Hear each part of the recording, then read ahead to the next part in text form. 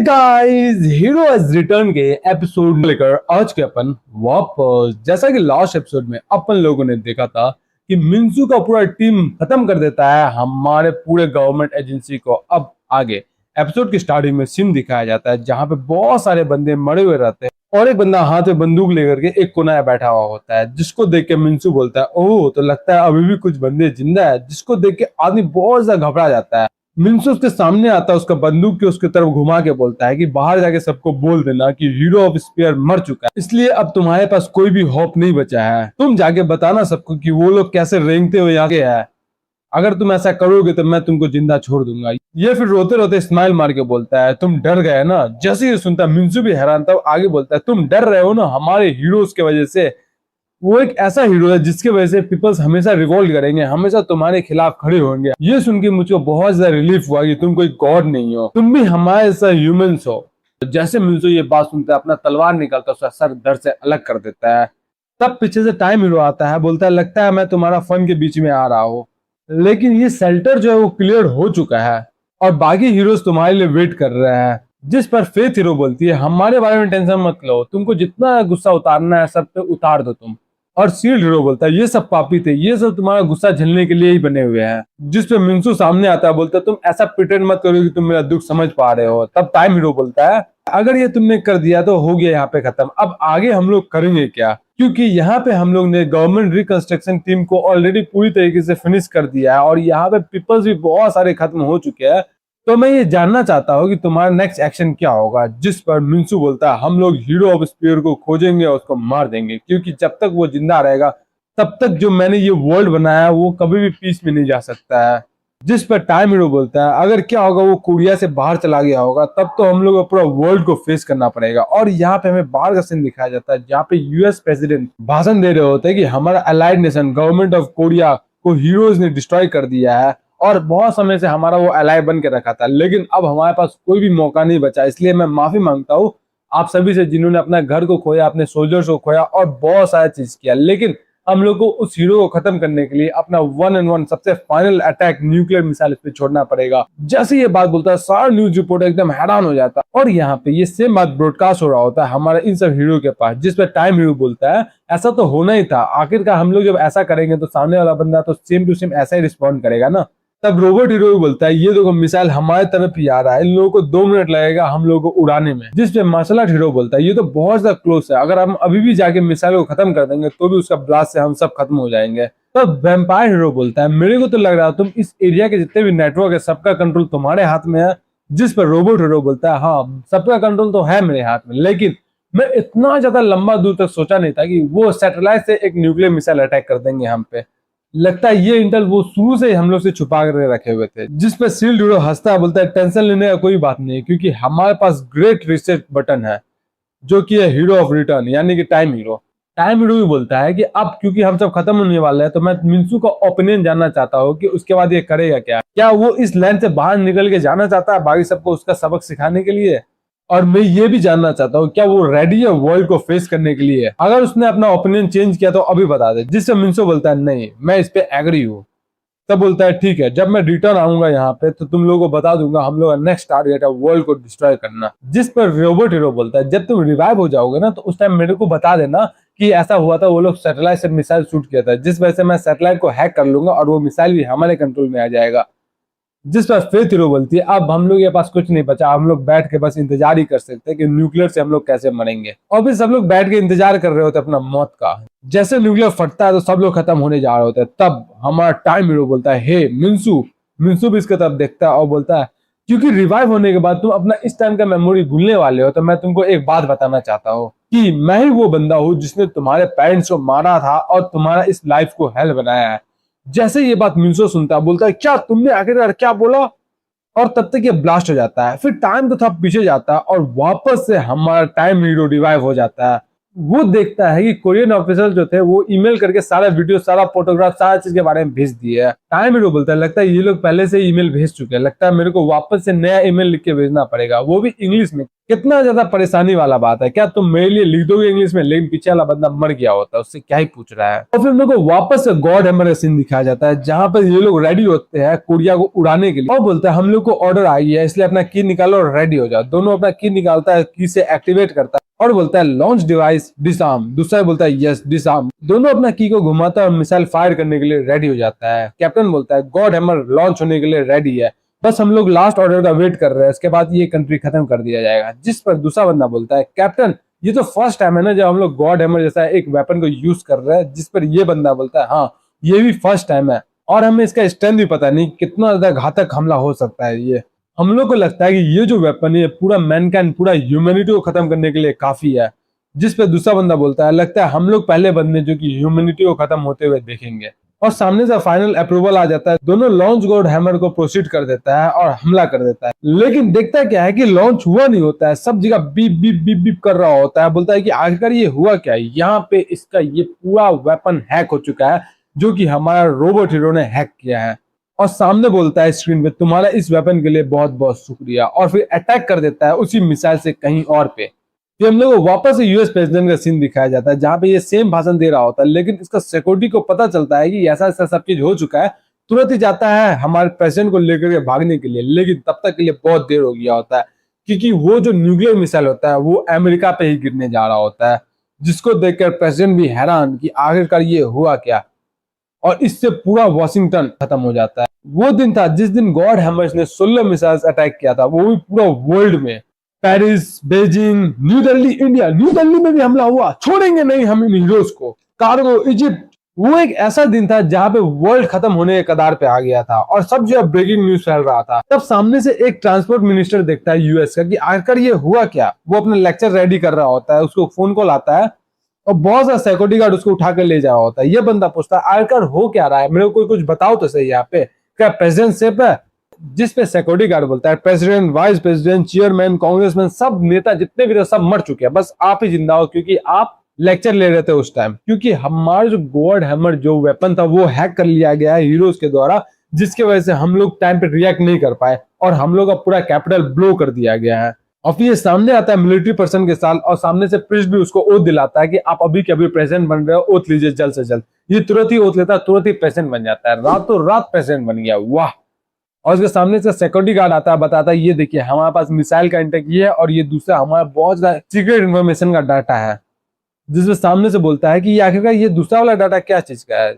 जिससे military person बोलता है ये हीरो ऑफ रिफॉर्मेशन का डाटा है। जिसपे ये बंदा भी सुन के हैरान कि आखिरकार हीरो ऑफ इन्फॉर्मेशन, ये तो वो टेररिस्ट ग्रुप है जो कि कोरिया को खत्म करा था ना, और उन्होंने हम पे न्यूक्लियर से अटैक किया है, क्या ये वही है। जिस पर मिलिट्री वाला बंदा बोलता है नहीं ये वो नहीं है, ये वो हीरो का डेटा है जो कि आज से 100 साल पहले यूरोप में आया था और हमारा ग्रेट हीरो है। इसी ने फर्स्ट वर्ल्ड वॉर और सेकंड वर्ल्ड वॉर को खत्म करा था और 20 सेंचुरीज में हमारा कंट्री यूएस को ग्रेट पावर बनाया था। इसने हमारे कंट्री को साइंटिफिक टेक्नोलॉजी दिया था और बहुत ज्यादा इनोवेशन करके दिया था, जिसकी वजह से आज हमारा कंट्री सुपर पावर बना हुआ और इतना ज्यादा डेवलप्ड है।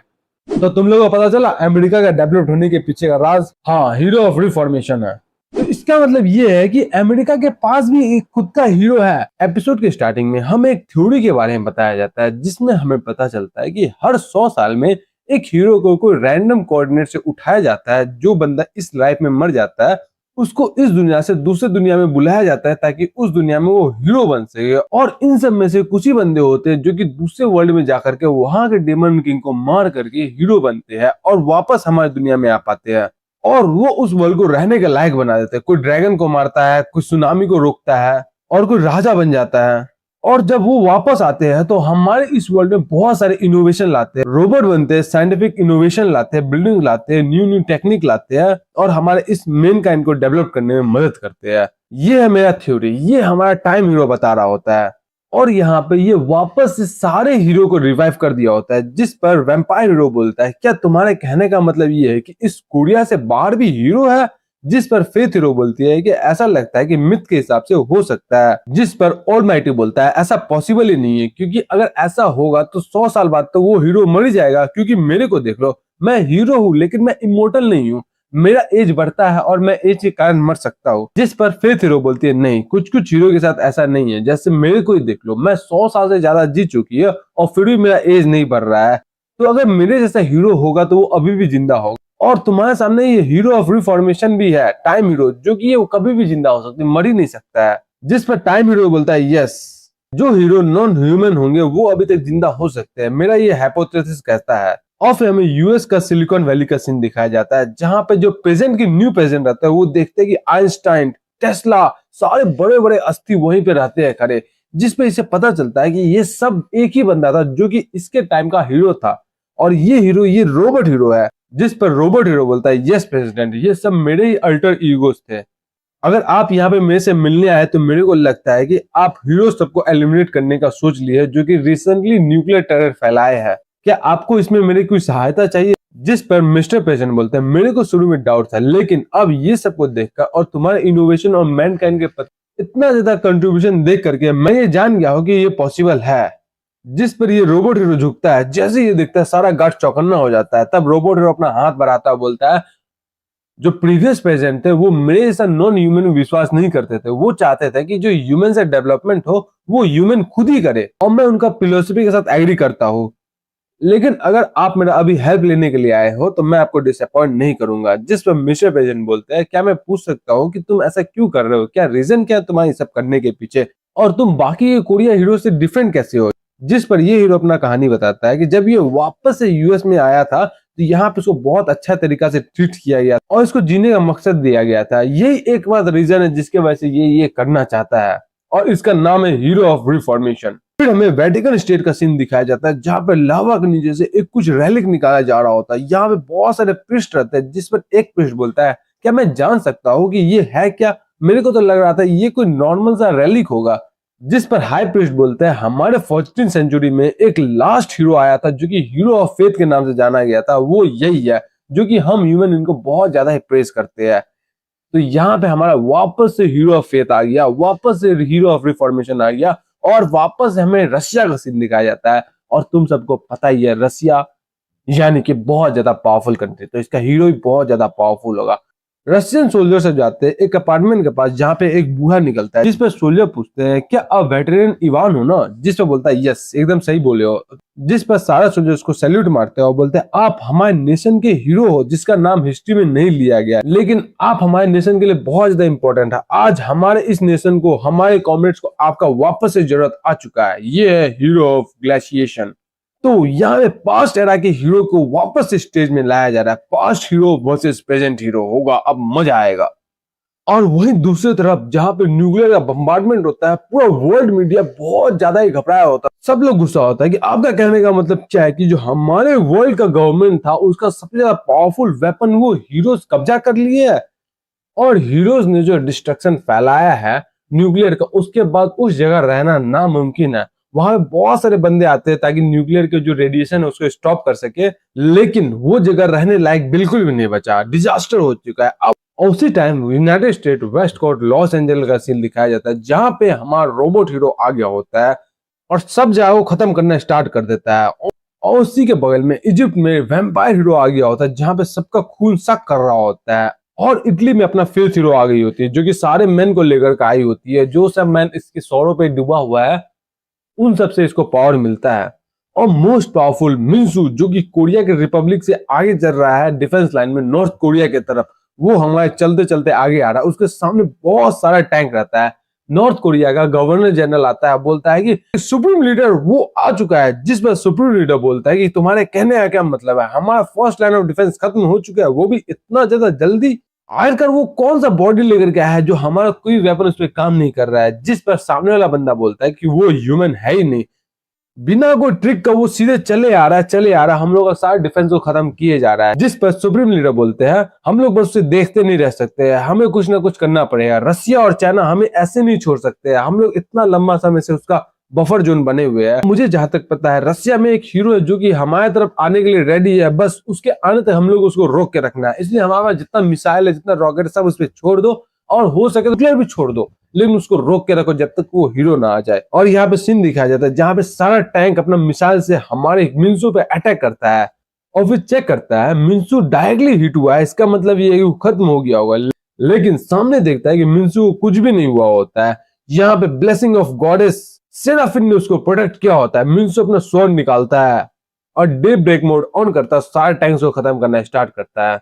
उस एक अटैक से वो एरिया पूरा डिस्ट्रॉय हो गया होता है।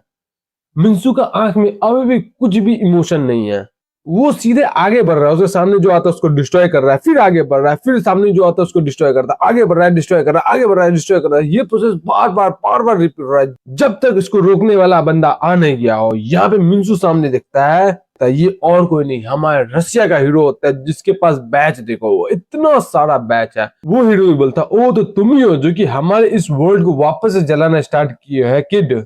फिर हमें ईयर 1943 सेकेंड वर्ल्ड वॉर का टाइम का सीन दिखाया जाता है, जहां पे फरवरी में नाजी का नेशनल असेंबली का हॉल में हमारा हिटलर रहता है बैठा हुआ।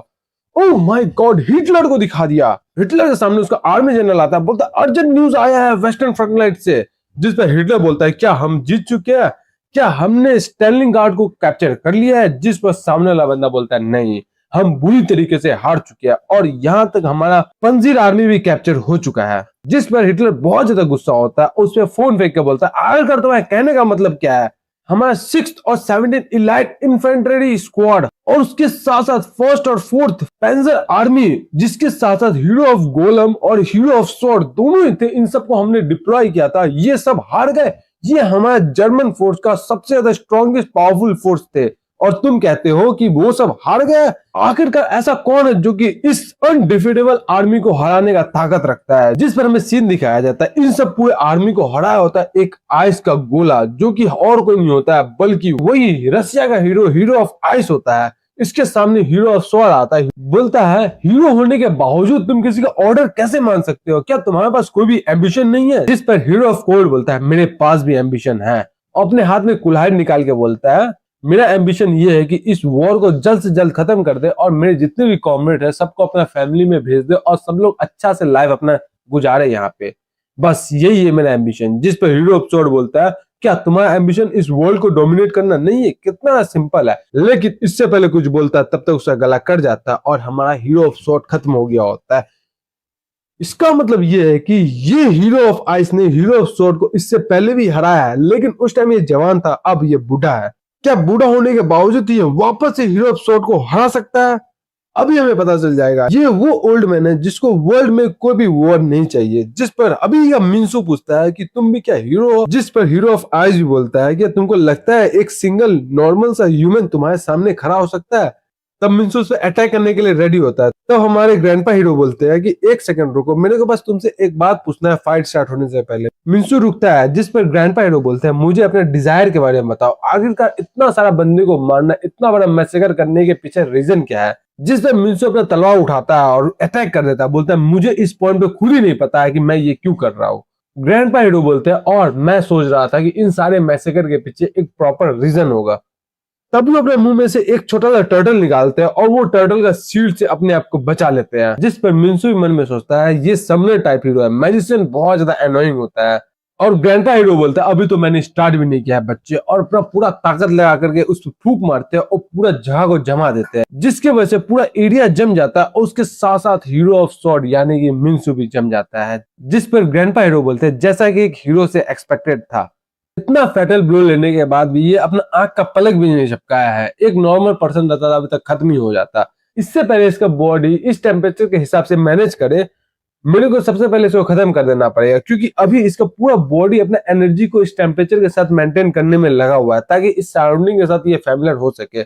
लेकिन इससे पहले मैं इसको खत्म कर दूंगा, ये बोल के अपना वो टर्टल वाला सील पे अटैक करता है, उसके सामने चला जाता है, जिससे ये बचने की कोशिश करता है लेकिन ये बच पाता नहीं है और टर्टल इस पे अटैक कर देता है और ये बहुत ही पीछे चला जाता है। इसका हाथ अभी तक जमा हुआ होता है। जिस पर ग्रैंडपा हीरो बोलते हैं क्या तुम अभी तक कुछ भी नहीं सीखे हो। अपना जुबान से एक छोटा सा पैंडा निकालता है जो कि बहुत ही बड़ा बियर बन जाता है और मिंसू पे अटैक करना स्टार्ट करता है। मिंसू को हालत यहाँ पे खराब हो जाता है बहुत ही ज्यादा। ग्रैंडपा हीरो मन में सोचता है अगर यहाँ पे कोई और होता तो मैं यहाँ पे रुक करके इसका पल्स चेक करता, ये कंफर्म करता ये मरा है या जिंदा है, लेकिन यहाँ पे मैं चांसेस बिल्कुल ही नहीं लूंगा। और फिर छोटा छोटा सीगल निकालता है अपने मुंह से और सबसे उस पर अटैक कर देता है और यहाँ पे मिंसू का हालत बहुत ज्यादा ही खराब हो गया होता है। एक तरफ से बियर हमला कर रहा है, एक तरफ से सीगल हमला कर रहा है। फिर मिंसू अपने स्वॉर्ड को वापस से बुलाता, अटैक कर देता है उस सारा चीज पे और वापस से खड़ा हो जाता है। जिस पर ग्रैंडपा हीरो मन में सोचता है कि हीरो ऑफ स्वॉर्ड तुम अपना नाम पे बिल्कुल ही खड़े होते हो, अब मिंसू अपने स्वord को चार्ज करता है और बोलता है मरो बुढ़े, और ये बोल के उस पर अटैक कर देता है, उसका गला कट जाता है। यहाँ पे ग्रैंडपा हीरो का सर धड़ से अलग हो जाता है। मिंसू बोलता है कि जो मेज है ना, उसके पास हमेशा अपर हैंड होता है एक स्वॉर्डमैन के खिलाफ, क्योंकि ये लोग बहुत ही दूर से अटैक करने के लिए काबिल होते हैं और हम लोग स्वॉर्डमैन को इसके पास जाना पड़ता है। लेकिन जब तक हम लोग इसके पास जाते हैं तब तक ये बहुत सारा अटैक हम पे कर देते हैं। जैसे ग्रैंडपा हीरो, मैं इनके पास जाता उससे पहले सीगल का हमला, बेयर का हमला, टर्टल का हमला, सारा चीज का हमला, और उसके अलावा ये मेरे को अपने से दूर रखने की कोशिश कर रहे थे। लेकिन इस पॉइंट में मिंसू को एक अलग ही चीज का अनुभव होता है, क्योंकि ये पहले भी हीरो और सॉर्सरी से बैटल कर चुका है, जो कि एक फ्लेम का हीरो था, जो कि इसको बहुत ज्यादा मुश्किल किया था। मिंसू अपने यूनिक एक्सपोनेंशियल डिफेंस यूज किया था उसके खिलाफ। जैसे वो उसके पास आया था वो हार रहा था, और हीरो ऑफ सॉर्सरी बोला था जब तक तुम मेरे रेंज में नहीं आओगे तब तक तो मैं तुमको जला के राख कर दूंगा। लेकिन जैसे हीरो ऑफ सॉर्सरी ने अपना गार्ड डाउन किया, उसी टाइम मैंने उसका गला अलग किया और उस मैच को मैं जीत गया था। और वही सेम केस मैं इवान पुस्किन में किया हूँ। लेकिन यहाँ पे मुझे कुछ अलग लग रहा है, मुझे ऐसा चीज लग रहा है कि बहुत ज्यादा इंपॉर्टेंट चीज यहाँ पे मिस है। क्या मैं यहाँ पे कुछ भूल रहा हूँ? एक ऐसा हीरो जो कि मेरे से पहले बहुत सारे हीरो से लड़ चुका है और 100 साल से जी रहा है, वो एक नॉर्मल सा ट्रिक में कैसे फेल हो सकता है? तब मिंसू को फाइनली रियलाइज होता है कि यहाँ पे ग्रैंडपा हीरो को मारा तो है उसने, लेकिन इसके शरीर से खून नहीं निकल रहा है। मिंसू बोलता है कि आखिरकार ये हुआ क्या? लेकिन तभी उस ग्रैंडपा हीरो का शरीर टूटता है और नीचे से दूसरा ग्रैंडपा हीरो निकलते हैं, स्वॉर्ड लेके उसके दिल में स्वॉर्ड घुसा देते हैं, वो भी आइस का। तो यहाँ पे ग्रैंडपा हीरो ने अपना खुद का क्लोन बना लिया था। और ग्रैंडपा हीरो बोलते हैं कि तुम्हारे साथ स्वॉर्ड हीरो हमेशा एक गले पे हमला करने के लिए रेडी रहता है। तब मिंसू उनको अपने से दूर करने के लिए जाता है, लेकिन ग्रैंडपा हीरो एक बड़ा सा ऑक्टोपस लाते हैं और मिंसू को दूर फेंक देते हैं। और मिंसू मन में सोचता है मैं अपने हर्ट के अंदर एक चिल फील कर सकता हूँ, क्योंकि ग्रैंडपा हीरो ने जब उस पे हमला किया था उसके बॉडी के अंदर एक छोटा सा आइस का टुकड़ा फंसा दिया था। क्योंकि वो टुकड़ा अभी मिंसू के बॉडी के अंदर में है, तो उसका जो डिफेंस है वो उस पर कुछ भी काम नहीं कर सकता है। तो मिंसू को जल्द से जल्द इसको बाहर निकालना पड़ेगा, इससे पहले ये टुकड़ा इसका पूरा बॉडी को फ्रीज कर दे। तब ग्रैंडपा हीरो एक बहुत ही बड़ा वेल को समन करते हैं, जिससे मिंसू एक बार में कट करके बच जाता है। लेकिन मिंसू का हाथ कपने लगता है। ग्रैंडपा हीरो मन में सोचता है आखिरकार तुम जमना स्टार्ट ही हो गए थे, तुम्हारा स्ट्रगल बहुत ही जल्दी खत्म हो जाएगा। और ग्रैंडपा हीरो बहुत सारा सिल्वर फैंग को बुलाते हैं, उस पर अटैक कर देते हैं और मन में सोचते हैं जो प्रीवियस हीरो ऑफ स्वॉर्ड था वो इस पॉइंट पे आकर के हार गया था मेरे से, अब देखते तुम्हारा क्या। तब मिंसू उन सब सिल्वर फैंग से बच रहा होता है, लेकिन वो मन में सोचता है कि मेरे पास बस 30 सेकंड है इन सब चीज से बचने के लिए। और मिंसू का हाथ दिखाया जाता है जो कि जम के टूटना स्टार्ट हो गया होता है। मिंसू अपना स्वॉर्ड ऑफ डुएन का इस्तेमाल करता है और सारा ही भेड़िया को फाड़ देता है। ग्रैंडपा हीरो मन में सोचते हैं ओ तुमने प्रीवियस स्वॉर्ड हीरो को सरपास कर दिया है, लेकिन वो अब मैटर नहीं करता है, क्योंकि तुम्हारे पास बस कुछ ही समय बचा हुआ है तुम्हारा पूरा बॉडी फ्रीज करने में। और मिंसू उस पे अटैक करने के लिए जाता है, लेकिन ग्रैंडपा हीरो अपने अंदर से बहुत सारा सामान निकालते हैं। और ये सामान क्या होता है? वही नॉर्मन का जर्मन सोल्जर्स होता है। यहाँ पे गोलेम हीरो भी रहता है और हीरो ऑफ स्वॉर्ड भी रहता है। इन सब से मिंसू को फाइट करना है और इन सबको हराना है। बस ये लास्ट का 30 सेकंड ही डिटरमाइन करेगा इस बैटल का आउटकम क्या होगा। एपिसोड के स्टार्टिंग में हमें फ्लैशबैक का सीन दिखाया जाता है, जहां पे हमें ग्रैंडपा हीरो के बारे में बताया जाता है कि इनका फैमिली बहुत ज्यादा गरीब था, जिस वजह से ये अपना बॉडी को बेच दिए थे 3 महीने का राशन के लिए, वो भी वर्ल्ड वॉर में। 1916 में इनको वर्ल्ड वॉर 1 में फ्रंट लाइन में फाइट करने के लिए भेजा गया था। और ये फाइट जैसे वहां पहुंचे तो वहां का देख के हालत खराब हो गई, इतना ज्यादा डर गए ये, इसका पूरा बॉडी कपने लगा। देख रहे कि सारा सोल्जर्स को मार रहा है, सबको खत्म कर रहा है, सब एक दूसरे को खत्म कर रहा है, सारा जान ऐसे ही जा रहा है, बेफालतू का सब मर रहा है। ये सब देख के बहुत ज्यादा ये परेशान हो गए थे, बोलते ये क्या हो रहा है, मैं बस जीना चाहता हूँ, मेरे को बस पीस चाहिए, यही मेरा एक लास्ट गोल है। और वापस से प्रेजेंट का सीन दिखाया जाता है, जहाँ पे अभी भी इसका लाइफ का गोल ये रहता है कि इसको पीस चाहिए। अपने पूरा एनर्जी रिलीज करके जितना भी सोल्जर होता है सबको समन कर लेता है, जिस वजह से इसका नोज से ब्लीडिंग भी होने लगता है। और इधर मिंसू दोनों स्वॉर्ड से फाइट करने लगता है, सबको स्टॉप कर रहा होता है। लेकिन इतना सारा इनलेस सोल्जर स्वॉर्ड्स और गन के बावजूद वो मिंसू को रोक नहीं पाते हैं। तब फाइनली गोलेम हीरो का पावर का इस्तेमाल करते हैं, जो कि एरियल अटैक के लिए बहुत ज्यादा ताकतवर है, लेकिन मिंसू उसको भी हरा देता है। फिर उसके बाद आता है स्वॉर्ड हीरो, जो कि मिंसू का राइवल है। इतना ज्यादा डिस्ट्रक्टिव पावर को वही संभाल सकता है, और मिंसू और स्वॉर्ड हीरो के बीच में फाइट होना स्टार्ट हो जाता है। और क्योंकि ये स्वॉर्ड हीरो का रियल बॉडी नहीं होता है बल्कि एक आइस होता है, तो वो दोनों एक दूसरे पे अटैक करके आइस का हीरो खत्म हो जाता है, और मिंसू का भी हालत यहाँ पे बहुत ज्यादा खराब हो जाता है। उसके अलावा इसका पूरा बॉडी चिल से फ्रीज हो रहा होता है, इसका एक हाथ भी बर्फ बन के टूट गया होता है, अब इसके पास कुछ भी नहीं बचा। तो ये एक हाथ से खड़ा होता है, सामने देखता है, ये देख के महसूस करता है कि ये हमारे ग्रैंडपा हीरो का गेम का एक छोटा सा प्याला बन के रह गया जो कि कुछ भी नहीं कर पा रहा है। मिंसू फिर भी हार नहीं मानता है, ये अपने स्वॉर्ड को अपने दांत में पकड़ता है और दूसरा स्वॉर्ड को अपने हाथ में और बन जाता है जोरो। ग्रैंडपा हीरो बोलते हैं ये देख के तुमको पता चल गया ना, तुम्हारा एंड बस आने वाला है।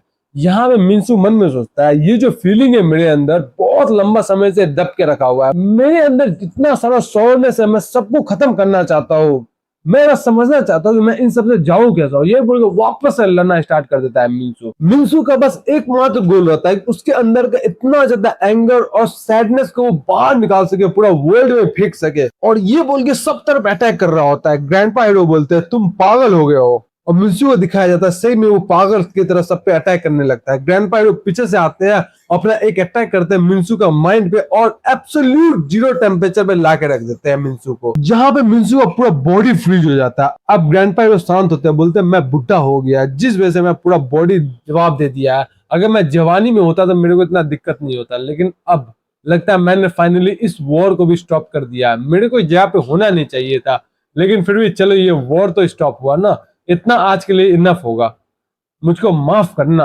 लेकिन ये ऊपर देखता है कि ऊपर से बहुत सारा सामान और रहता है, जिसको देख के हमारा ग्रैंडपा हीरो और हैरान, यहाँ पे कौन आया होता है, मिंसू का पार्टी का मेंबर्स आ गया होता है। ये बोना, ये छोटा सा फेडी, ये एल्फ और ये खास करके जो मिंसू को बहुत ज्यादा मोटिवेट की थी सब। और ये जैसे मिंसू को हालत देखता है सब लोग बोलता है हीरो आखिरकार ये तुम्हारे साथ क्या हुआ। जैसे ये ग्रैंडपा हीरो देखता है बोलता है नहीं, आखिरकार इतना सब टाइम के अलावा इसी टाइम पे इनको क्यों आना था।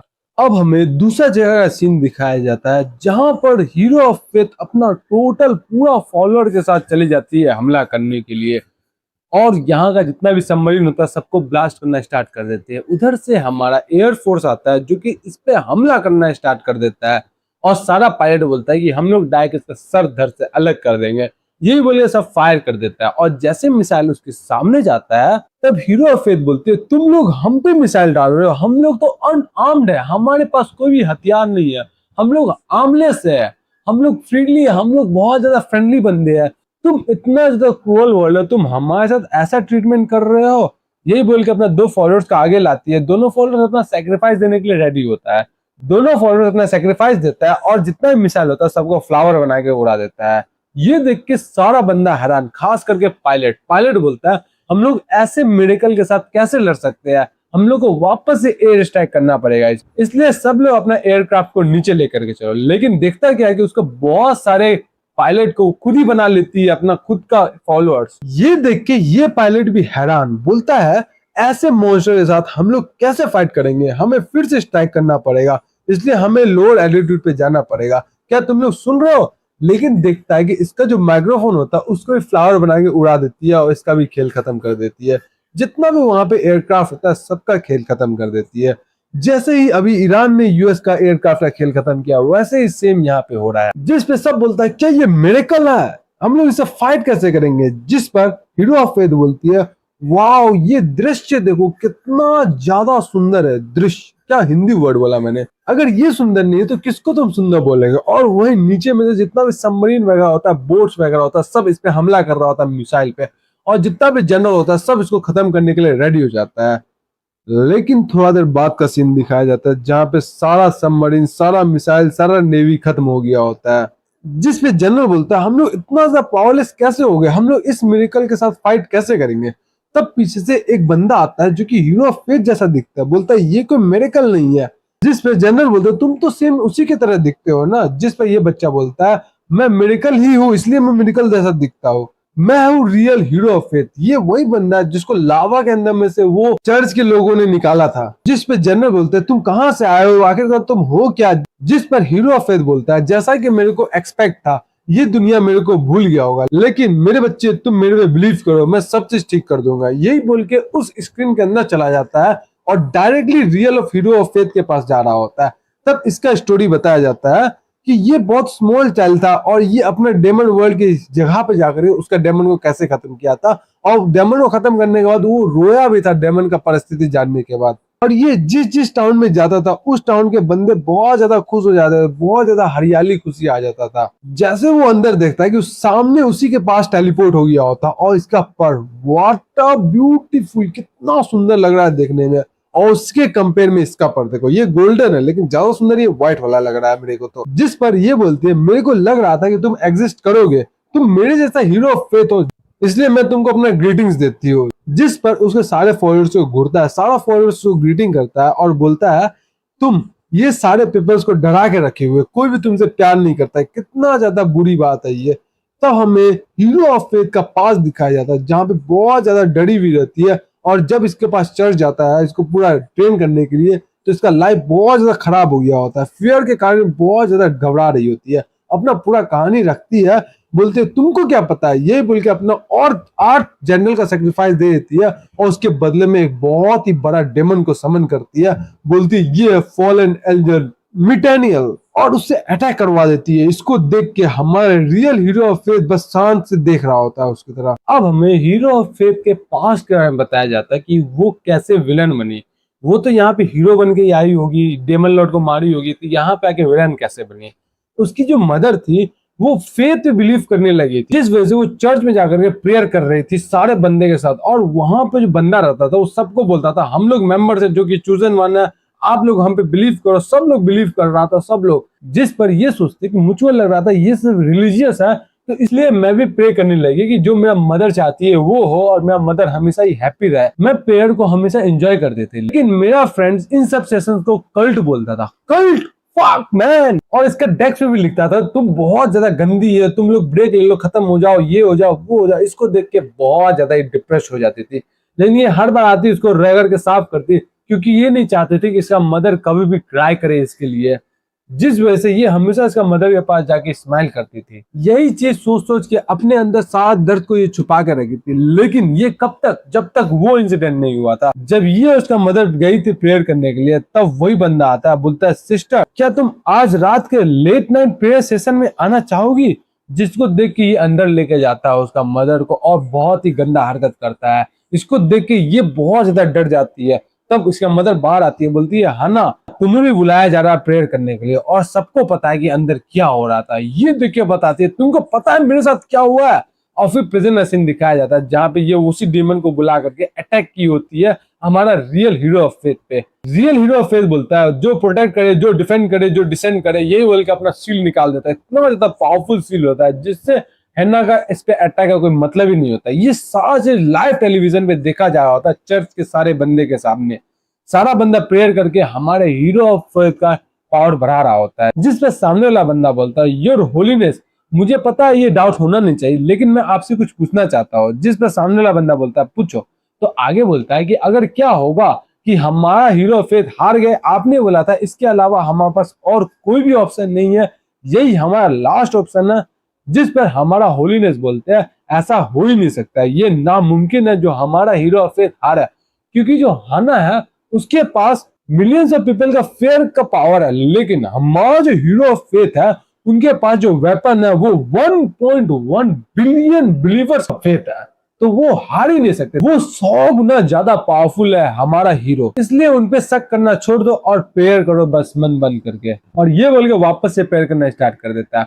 हमें सीन दिखाया जाता है सेम टू सेम यही हुआ होता है। हमारा हीरो ऑफ फेथ का पावर यहाँ बहुत ज्यादा होता है। इसको देख के हाना बोलती है डैम इट, ये पावर का डिफरेंस नंबर ऑफ बिलीवर का डिफरेंस की वजह से हो रहा है। जिस पर हीरो ऑफ फेथ बोलता है अब मेरा टर्न आया है। ये बोल के 2-3 मंत्र पढ़ता है, ऊपर से बहुत ही प्यारी परी लाता है और इसका अटैक कर देता है, भूंबू वाला अटैक, जिससे इतना ज्यादा पावरफुल अटैक निकलता है कि हमारा हीरो ऑफ फेथ जो कि हाना रहती है वो अपना 7-8 बिलीवर को सामने रख के उसे बचने की कोशिश करती है, लेकिन फिर भी वो बच नहीं पाती है। बोलती है तुम्हारा फेथ का पावर बहुत ज्यादा पावरफुल है, हम दोनों का स्किल तो सेम है लेकिन तुम्हारा स्किल का पावर बहुत ज्यादा हाई लेवल पे है। मेरे को यहाँ से निकलने के लिए कुछ करना ही पड़ेगा। ये बोलकर अपना बिलीवर को अपने सामने लाके अपना बॉडी को बचा लेती है और बड़ी मुश्किल से ये बचती है वहां से। जिस पर हीरो ऑफ फेथ बोलता है ज्यादा लंबा समय तक तुम ये सब करके बच नहीं पाओगी। और फिर हमारा हाना उसी आदमी का एक स्टिक बना के चले जाती है हमला करने के लिए हीरो ऑफ फेथ पे। जिसपे हीरो ऑफ फेथ उसको अपना एक उंगली से खत्म कर देता है और फिर एक चॉपस्टिक निकालता है उससे सर पे मारता है और सर धड़ से अलग कर देता है। बोलता है तुम्हारा फेथ बहुत ज्यादा ही कमजोर है। अब यहाँ पे हाना का कटा हुआ सर नीचे गिरता है, लेकिन वो वापस से रीजनरेट हो जाता है। यहाँ पे वापस से खड़ा होकर वापस से जाती है फाइट करने के लिए। हाना बार बार सेम चीज को यूज कर रही होती है। उसका रीजनरेशन एबिलिटी उसका बिलीवर से आ रहा होता है। इसको देख के हमारा आर्केडस स्माइल करता है और वापस उसको मारना स्टार्ट करता है। बहुत बार मारता है, उसका हालत बहुत ज्यादा खराब कर देता है। लेकिन हाना का जो बिलीवर्स है, जो कि साउथ कोरिया में वो डरा करके बनाई है, वो सब अपना जान को खत्म करता है। मान लो हाना एक बार यहाँ पे मरी तो उसका कोई बिलीवर्स खड़ा हुआ, वो अपना जान को उसके बदले में दे दिया। जैसे हाना का सर वहां फटा, उसका बिलीवर वहां खड़ा हुआ, मतलब वो डैमेज इसका बिलीवर में चला गया, यानी कि हाना को डैमेज नहीं हुआ। इस तरीके से इसके पास 1.1 मिलियन लाइफ है। तो ये बोल के हाना वापस चली जाती है उस पर अटैक करने के लिए। अपना डेथ का बिल्कुल ही टेंशन नहीं लेती और बार बार जाती है उस पर अटैक करने के लिए। लेकिन आर्केडस हर बार उसको अटैक करके उसका खत्म कर देता है। हजारों लाखों बार उसको मार देता है, इतना और मार देता है कि वो खुद ही काउंटिंग भूल जाता है। लेकिन यहाँ पे हाना जितना और मरती है, हर बार एक स्माइल के साथ मरती है।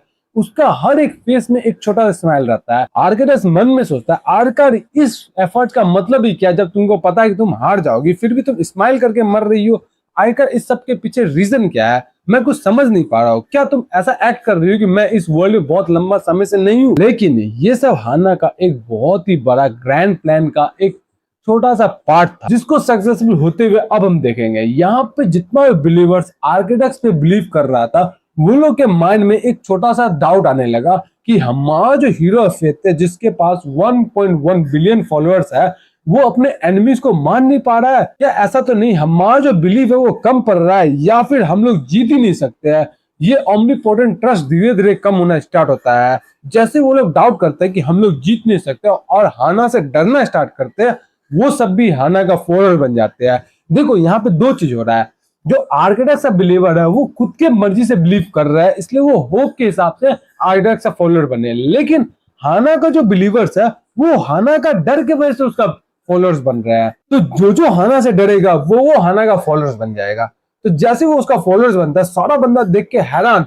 यहाँ पे हाई प्रीस्ट भी बोलता है कि आखिरकार हाना का फेथ यहाँ तक कैसे फैल सकता है। जो हाना का फॉलोअर्स रहता है, सब हमारे बिलीवर्स को खत्म करना स्टार्ट कर देता है। हाई प्रीस्ट देख के हैरान कि आखिरकार ये हो क्या रहा है।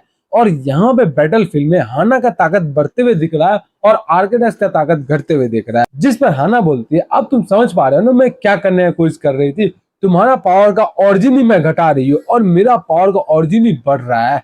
यहाँ देखो अंतर, हमारा पावर का डिफेंस अब कम हुए जा रहा है। यहाँ पे सच में उसका पावर का डिफेंस कम हो रहा था। जैसा ही हाना ने बोली, सारा प्लान उसका सेम टू सेम काम किया। यहाँ पे जितना भी आर्किटेक्ट का बिलीवर था, सब हाना का बिलीवर बनने जा रहा था और हाना का बिलीवर आर्किटेक्ट का सारे बिलीवर को खत्म किए जा रहे थे। हाना का पावर ट्वाइस एक्स की स्पीड से बढ़ रहा है और आर्किटेक्ट का पावर ट्वाइस एक्स स्पीड से घट रहा है। और यहाँ तक ये सारा चीज टीवी में भी ब्रॉडकास्ट किया जा रहा है। तो यहाँ पे जो हाना को जानते भी नहीं है, वो भी हाना का डर के वजह से हाना का बिलीवर बन जाएंगे। यहाँ पे आर्किटेक्ट का फॉलोअर का काउंट बहुत ज्यादा स्पीड में गिरे जा रहा होता और हाना का फॉलोअर से कम बढ़े जा रहा। और दोनों का अंतर देखो, वर्ल्ड में 1.1 बिलियन अभी फॉलोअर था आर्किटेक्ट का, अब देखो थोड़ा सा छोटा सा हिस्सा बच गया। और वहीं हाना का फॉलोअर पूरा वर्ल्ड में बन चुका है। क्या जरूरत है इसको ब्रॉडकास्ट करने का? मेरे को तो ये समझ में नहीं आ रहा है। तब आर्किटेक्ट भी मन में सोच सकता है ये सब इसका प्लान था शुरू से ही। हाना उस पर अटैक करते, लेकिन आर्किटेक्ट फिर उसका सर धड़ से अलग करके उसको खेल खत्म कर देता है। आर्किटेक्ट मन में सोचता है मेरा जो बिलीवर्स है, मेरे अंदर फेथ कम करना स्टार्ट कर दिया है, लेकिन अभी भी मेरे पास अपर हैंड है, मैं इसको अभी के अभी खत्म कर दूंगा। ये बोलिए एक मंत्र उंतर पड़ता है और एक बहुत ही पावरफुल गेट को समन करता है 100 million of worth of faith का यूज करके। यहाँ से एक बहुत ही पावरफुल बंदा आता है जिसका नाम होता है माइकल, जिस पर हमारा आर्किटेक्ट बताता है ये माइकल है, ये डायरेक्टली तुम्हारा बॉडी पे अटैक करेगा, तुम्हारा बॉडी को खत्म कर देगा, इसको तुम्हारे फेथ से तुम्हारा फॉलोअर से कोई मतलब ही नहीं है। और बोलता है माइकल जाओ और इसको खत्म कर। माइकल भी रेडी हो जाता है उसको मारने के लिए, लेकिन यहाँ पे एकदम ट्विस्ट हो जाता है। माइकल हमारा आर्किटेक्ट पे ही हमला कर देता है, आर्किटेक्ट का बॉडी को खत्म कर देता है। जिस पर हाना बोलती है क्या तुम भूल गए, मेरा जो बिलीवर्स है उसको फेथ नहीं करना है, उसको होप नहीं करना है, उसको बस मेरे से डरना है। और तुमको किसने बता दिया एंजल्स डरते नहीं है? यहाँ पे माइकल भी हाना का फॉलोअर्स बन गया होता है, क्योंकि माइकल को भी डर लगने लगा है। और यहाँ पे हमें बताया जाता है जो फेयर है ना, वो होप से ज्यादा जल्दी फैलता है। तुम्हें यहाँ पे एलपीजी का ज्यादा टेंशन है कि एलपीजी खत्म होगा एज कम्पेयर टू कि वॉर खत्म हो जाए। अब यहाँ पे हमें सीन दिखाया जाता है जो रियल हीरो ऑफ फेथ है ना, उसका पास्ट के बारे में। जब ये फर्स्ट टाइम यहाँ पे आया था तो सारा बंदा इसको याद किया था, लेकिन जो बंदे इसको याद किए थे वो अब तक मर चुका होगा, क्योंकि ये 100 साल पहले का हीरो है। और उसी टाइम पे अभी का जो हीरो ऑफ फेथ है उसने जो बाकी सब बंदे हैं ना उस पे अपना फेयर का डर बैठा है, और फेयर का डर टाइम बाय टाइम बढ़ते जाता है। वो बंदे अभी भी इस टाइम के हीरो ऑफ फेथ से डर रहे थे, जिसकी वजह से उसके हार्ट में डर बैठ गया था, और इसके कारण हमारे अभी वाले हीरो ऑफ फेथ यानी कि हाना और ज्यादा स्ट्रांग बनती जा रही थी। जैसे ये सब चर्च वाले को पता चला तो वो जान चुके थे कि ऐसे इनका फेयर बढ़ रहा है, तो वो लोग क्या किए कि रियल हीरो ऑफ फेथ और अभी के टाइम का हीरो ऑफ फेथ पे फाइट करवा दिए, और वो पब्लिक ब्रॉडकास्ट पे करवा दिए। वो ये इसलिए करवाया ताकि अभी के सारे बंदे हमारे 100 साल पुराने हीरो ऑफ फेथ पे भरोसा करें, उनका पावर बढ़ाए। लेकिन ये डिसीजन सबसे ज्यादा खराब डिसीजन था, क्योंकि ऐसे देख के सारा बंदा को और डर लगने लगा, जिसकी वजह से उनका फेथ कम हुआ और हाना का ताकत और बढ़ते रहा। सारा बॉडीगार्ड इसके पीछे पड़ जाता है, हमारे हाई प्रिस्ट के पीछे। बॉडीगार्ड उसको आगे रोकता है, हाई प्रिस्ट बोलते हैं जल्द से जल्द ब्रॉडकास्ट को खत्म करो। सब लोग बोलता है क्या अब ये इम्पॉसिबल है, हम लोग वहां पहुंच नहीं पाएंगे, और अगर अभी हम इस ब्रॉडकास्ट को खत्म करेंगे और माहौल कियोस में बन जाएगा। तब हाई प्रिस्ट बोलते हैं डियर लॉर्ड, मैं इस सिचुएशन में क्या करूं। और वहीं पे बैटलफील्ड में होप और फेथ के जगह पे ऐसा फाइट हो रहा था, लग रहा था एविल और जो पुराना जो भूला हुआ अच्छा है उनके बीच में फाइट हो रहा है। और यहाँ पे हमारा हाना आती है, बोलती है मैं तुमको अपना स्पेशल अटैक देती हूँ, और तुमने क्या बोला था मेरे को, हीरो ऑफ गार्बेज। ये देखो क्या हीरो ऑफ गार्बेज, ये देखो फेयर का पावर। ये बोल के हीरो ऑफ फेथ का सर धड़ से अलग कर देती है, और हमारा हीरो ऑफ फेथ का खेल खत्म।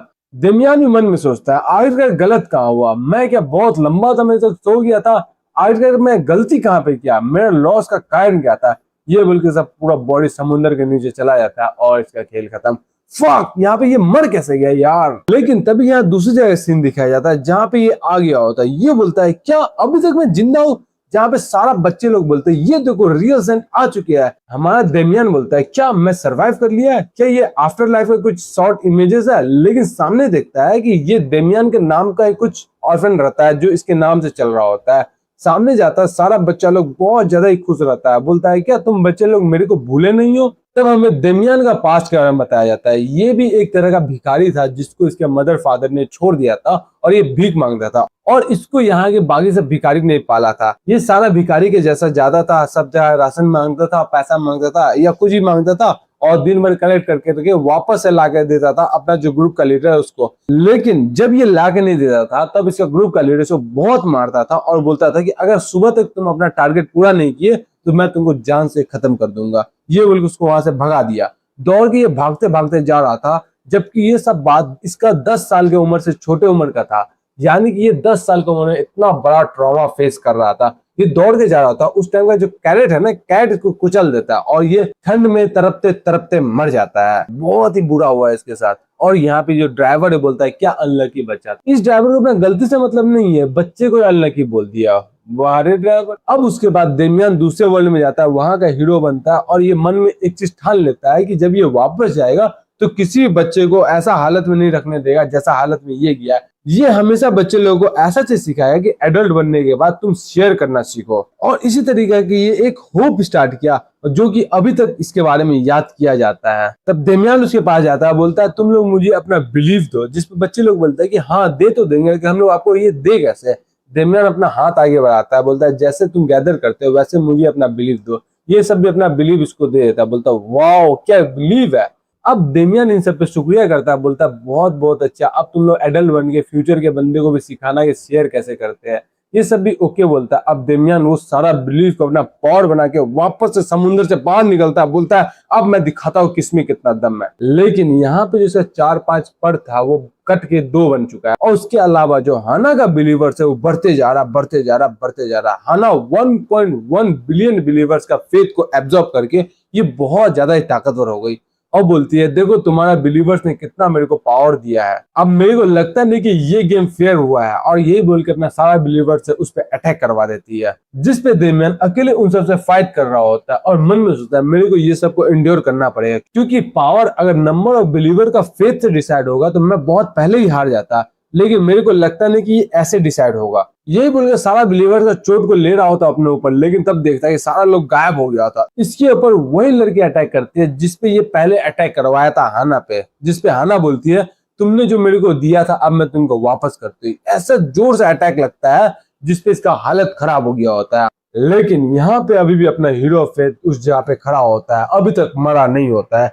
जिस पे हाना बोलती है, क्या तुमने अपने इस खाली बॉडी से इतना ज्यादा पावरफुल अटैक को सह लिया? तब दरमियान बोलता है कि ये जो नंबर है ना, ये तुम्हारा फेथ का पावर का डिसाइड नहीं करते हैं। अब स्माइल मारता बोलता है, फाइनली मैं रेंज में आ गया, अब देखो मेरा पावर। यही बोल के उन बच्चों से जो पावर लेके आया होता है ना, उससे हमला करने के लिए रेडी होता है। बोलता है कि ये छोटे छोटे गुड है जो कि बहुत लंबे समय से पीढ़ी दर पीढ़ी पास किए जा रहे हैं, जिसकी वजह से मेरे को इतना ज्यादा पावर मिला था। इसने ये रूट कैसे बनाया? जब ये शुरू में यहाँ पे आया था तो सारे ऑर्फन बच्चे को ब्रेड बांटा था फ्री में, जिस पर सारे बच्चे पूछते थे हमारे पास पैसा नहीं है। तब आगे से दरमियान रिप्लाई करता है कि जब तुम बड़े हो जाओगे ना तो अपने जैसे ऑर्फन बच्चे को सेम ब्रेड ऐसे फ्री में पास कर देना और शेयर करना, उनको भी ऐसे करने को बोलना। यानी कि ये जय हो का नारा नहीं है, थैंक यू के बदले 3 आदमी एक काम कर देना, वही सेम टू सेम यहाँ पे कॉन्सेप्ट लग रहा है। जब वो बच्चा सेम करता सेम बात बताता है, ऐसे जनरेशन टू जनरेशन फेथ पास हुआ और दरमियान का बिलीवर बहुत ज्यादा रूट में स्ट्रांग बन गया। और उसके अलावा दरमियान के नाम से ये पूरा ऑर्गेनाइजेशन चलने लगा। तो इन लोगों का फेथ इतना ज्यादा स्ट्रांग है कि इनके खून के अंदर बसा हुआ है, जिसकी वजह से इसके हाथ में जो पावर है फेथ का, ये अलग ही लेवल का है। अब ये लेके एकदम सीरियस खड़ा हो जाता है, बोलता है ये देखो मेरा होली स्पेयर। जैसे ही हाना देखती है बोलती है क्या होली स्पेयर? अब हाना को भी डर लगने लगता है और बोलता है दरमियान कि मेरा फेथ जो है वो बहुत ज्यादा कम है, लेकिन इसका जो पावर है बहुत ज्यादा डार्क है, क्योंकि इसका डेंसिटी बहुत ज्यादा है। देखते हैं कि इसका मीनिंग ऑफ लाइफ क्या ही करता है।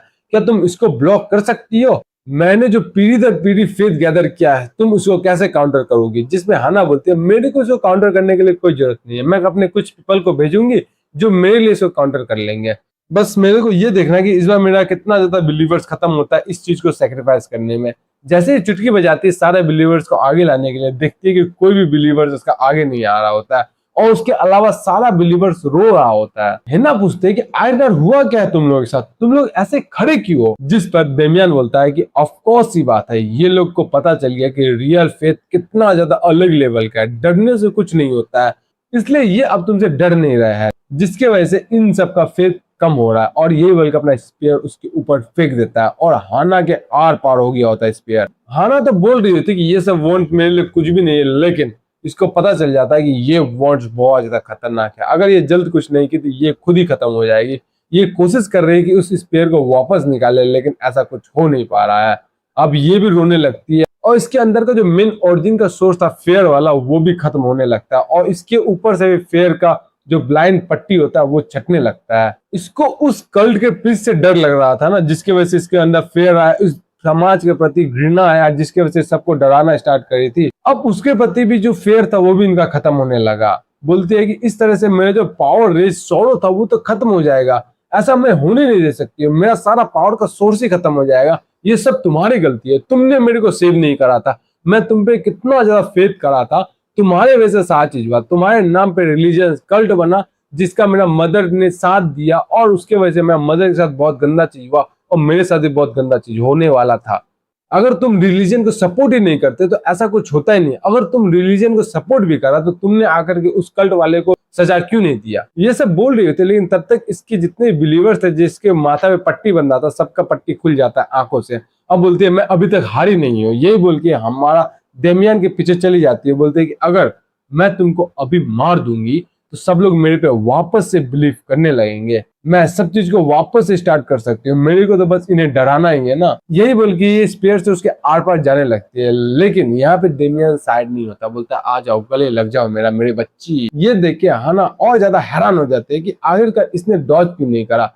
जिस पर दरमियान बोलता है चलो स्टार्टिंग से मैं तुमको कंसोल करता हूँ, इस बार मैं तुमको बिल्कुल ही अकेला नहीं छोड़ूंगा पुअर चाइल्ड, चलो हम चलते हैं साथ में। और दरमियान उसका गला लगा के बोलता है ठीक है मैं तुम्हारा सारा प्रेयर्स को सुनूंगा। जिस पर हैना बोलते हैं क्या अगर तुम अब मेरे प्रेयर्स को सुनोगे तो इससे कुछ भी चेंज नहीं होने वाला है। जिस पर दरमियान बोलता है कि ऐसा तो नहीं होने वाला, लेकिन मैं तुमको अकेले नहीं छोड़ूंगा अब से कभी। ये बोल के अपने पीछे स्वर्ग का दरवाजा लाता है और उसमें अपने आप के साथ इसको बंद कर लेता है, जिसमें ये बंद होकर लावा के नीचे नहीं चला गया था, सेम मेरे को लगता है वही चीज को लाया है और उसमें अपने और इसको वापस से बंद कर रहा है। अब यहाँ पे दूसरा जगह सीन दिखाया जाता है यूनाइटेड स्टेट सिलिकॉन वैली, जहाँ पे सारे बड़े बड़े लीडर्स का मीटिंग चल रहा होता है। हमारे हीरो ऑफ फॉर्मेशन यानी कि रोबोट हीरो के साथ, जहाँ पे प्रेसिडेंट भी रहता है अपने सारे मिलिट्री ऑफिसर के साथ। एक मिलिट्री जनरल बोलता है, आपने क्या कहा? हम अपने जितने भी वेस्टर्न एरिया में फोर्सेस है, आर्मी, सबको वापस लिया, ऐसा कैसे हो सकता है? जिस पर हमारा रोबोट हीरो बोलता है,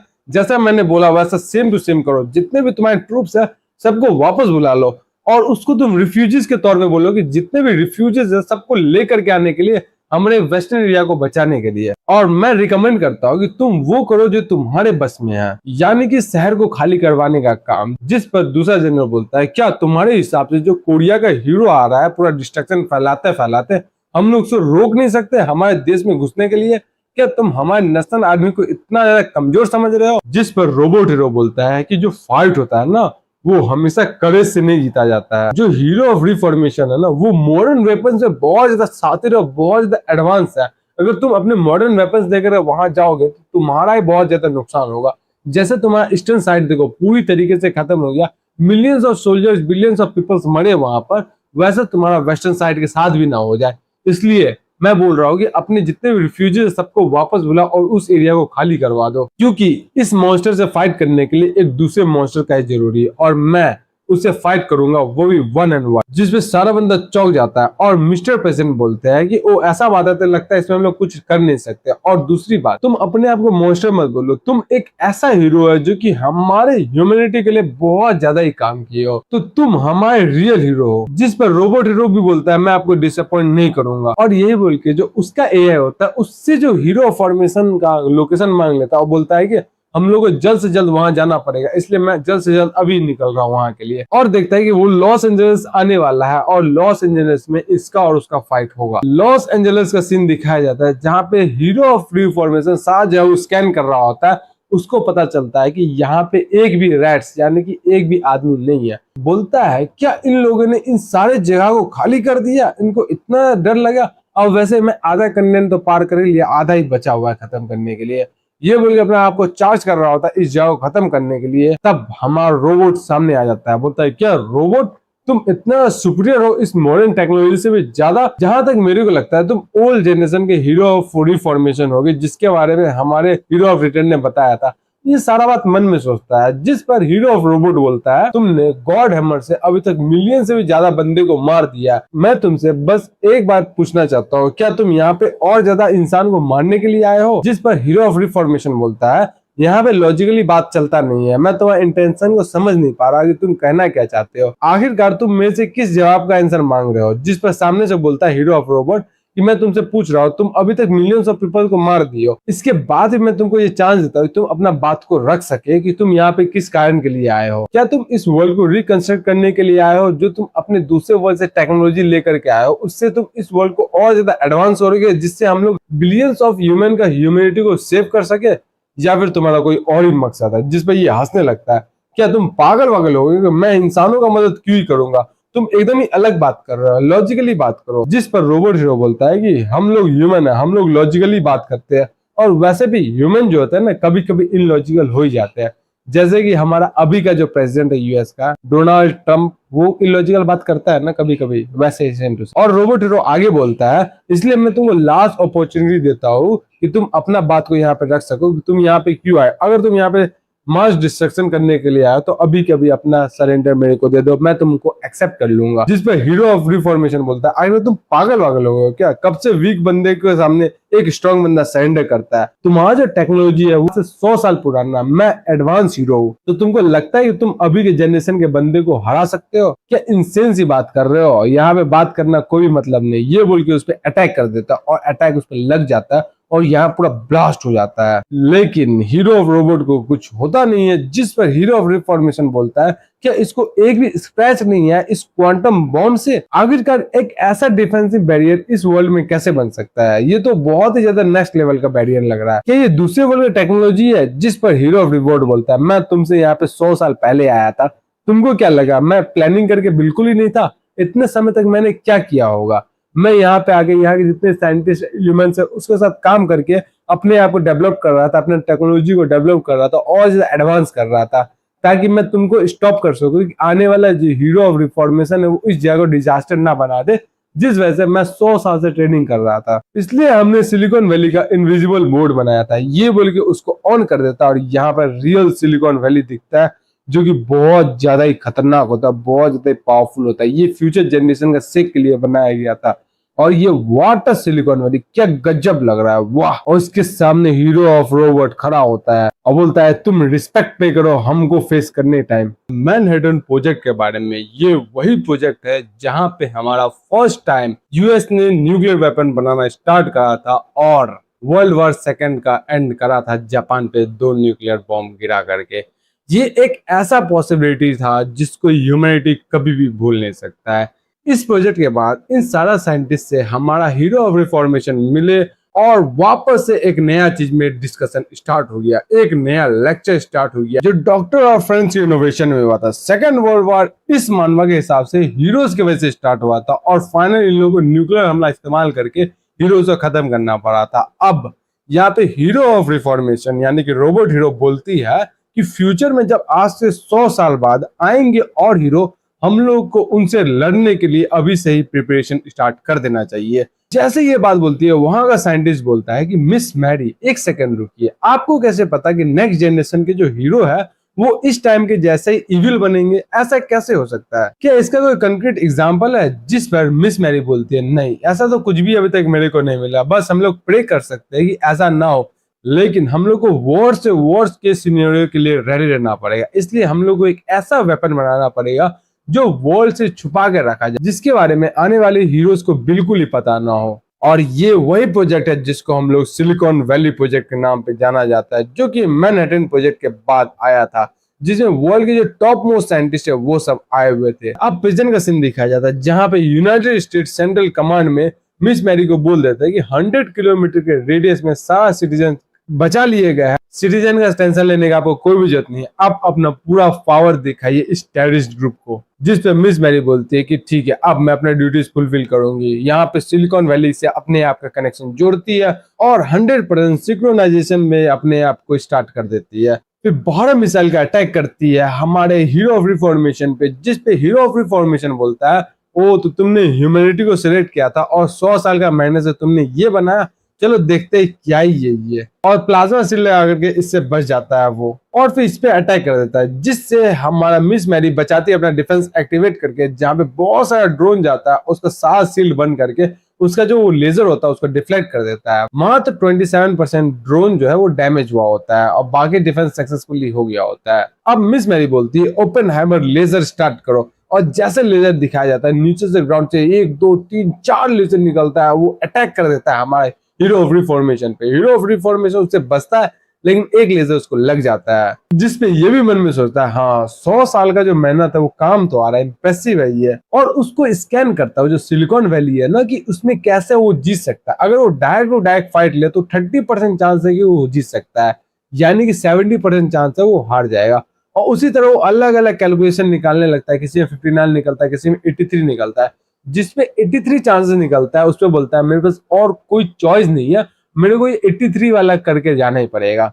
और ये बोल के अपना मोड चेंज कर लेता है, एक जेट स्प्रे बनता है और स्पिन में जाता है उसके पास में। ये देख के हमारा मिस मैरी समझ जाता है कि 100 साल का मेहनत जो है दूसरे वर्ल्ड में वो भी कुछ कम नहीं है, वो लोग बहुत ज्यादा डेवलपमेंट कर चुके थे। और वो डायरेक्ट चार्ज कर रहा होता है हमारा सिलिकॉन वैली के शील्ड पर, जहाँ पे रोबोट हीरो बोलता है जितना एनर्जी हो सके उतना एनर्जी शील्ड पे डाल दो, क्योंकि अगर एक बार वो अंदर आ गया तो हमारा फंक्शन प्रॉपर्ली काम करेगा नहीं। जिस पर हीरो ऑफ रिफॉर्मेशन बोलता है अब हमारा टर्न है, और उसी के अंदर से हीरो ऑफ आर्म्स निकल जाता है जो कि बहुत ज्यादा पावरफुल होता है। बोलता है अब फाइनली मैं आ गया। इसको देख के रोबोट हीरो बोलते हैं कि अनदर हीरो जो कि गवर्नमेंट ने डेटा शेयर किया था ये कहाँ से आ गया। वो अपना एनर्जी निकाल के उस ड्रोन को तोड़ने का कोशिश करता है सील का, जिसको देख के मिस मैरी बोलते हैं जितना भी एनर्जी सब सील पे लगा दो, ये सील किसी भी हालत में टूटना नहीं चाहिए। लेकिन उसका जो एआई वो बोलता है अगर हम और पावर डाले इस ड्रोन में तो ड्रोन पावर से ही फट के ब्लास्ट हो जाएगा। और यहाँ पे हीरो ऑफ आर्म्स अपना आर्म का ताकत लगा के उस सील को बीच से फाड़ देता है, उसके अंदर चले जाता है दोनों, जिसपे बता दिया जाता है कि वार्निंग वार्निंग वार्निंग, हीरोज का ग्रुप हमारे सिटीज में इन्फिल्ट्रेट कर चुके हैं। जिस पे हीरो ऑफ रिफॉर्मेशन बोलता है तुमने ह्यूमैनिटी का साथ दिया लेकिन उसका तुम्हें कोई फायदा नहीं मिलेगा, क्योंकि वो लोग बहुत ज्यादा कमजोर है, तुम अपने आप को बहुत ज्यादा कमजोर बीन के साथ जोड़ रहे थे, इसलिए तुम अनसक्सेसफुल हुए। और यही बोल के अपना बहुत सारा रॉकेट मिसाइल उस पर लॉन्च कर देता है। अब हमें पास का सीन दिखाया जाता है ईयर 1908 इंग्लैंड लंदन का, जहाँ पे चेल्सा टेक्सटाइल फैक्ट्री, क्योंकि ये फैक्ट्री का जमाना था, इंडस्ट्रियलाइजेशन उस टाइम बूम कर रहा था, तो वहां पे एक बंदा दूसरे बंदे को लेकर के आया होता है अपना फैक्ट्री का जो जो मशीन खराब हो गया होता है उसको ठीक करवाने के लिए, क्योंकि इकलौता ये बहुत ज्यादा इंटेलिजेंट और जीनियस इंजीनियर रहता है। ये जो बंदा रहता है इसका नाम होता है स्टेफेंसन। स्टेफेंसन बोलता है आपको टेंशन लेने का जरूरत नहीं है, क्योंकि आपने भी हमारे रिसर्चेस में बहुत ज्यादा इन्वेस्टमेंट करा है, तो मैं तो इतना कर ही सकता हूँ ना, आपका फैक्ट्री से जो भी मशीन है उसको मैं ठीक कर दूंगा। जहाँ पे फैक्ट्री ओनर बोलता है जो जो मशीन का ब्रोकन पार्ट है जल्दी जल्दी बताओ कौन सा नंबर है। सामने वाला बंदा बताता है 3, 17, 31 और ये जिसपे ये उसको थोड़ा डांट लगाता है और चले जाता है आगे उन सबको मशीन दिखाने के लिए। तब पीछे से वही बंदा बोलता है कि इस मॉर्निंग एक लड़की आई जिसका नाम मैरी था, वो इस सारा मशीन को ठीक कर दी। जैसे ये बात बोलते हैं फैक्ट्री ओनर एकदम ज्यादा डर जाता है, जोर से चिल्लाता है मैरी तुम कहाँ, इधर से उठा। उसका गला से उठाती है, बोलते तुमको पता है ये जो मशीन सब कितना ज्यादा महंगा, तुमने इसको टच करने का हिम्मत कैसे किया, आखिरकार तुमने मेरी मशीन के साथ किया तो किया क्या। और इधर ये उसको मारने जा रहा होता है, तब तक हमारा जो स्टेफेंस है ना मशीन को चेक करता है, उसको रोकता हुआ बोलता है इसने मशीन को एकदम ही सही तरीके से ठीक कराया तो तुम इसको मारो मत, और मैं क्या इस चाइल्ड से कुछ समय के लिए बात कर सकता हूँ।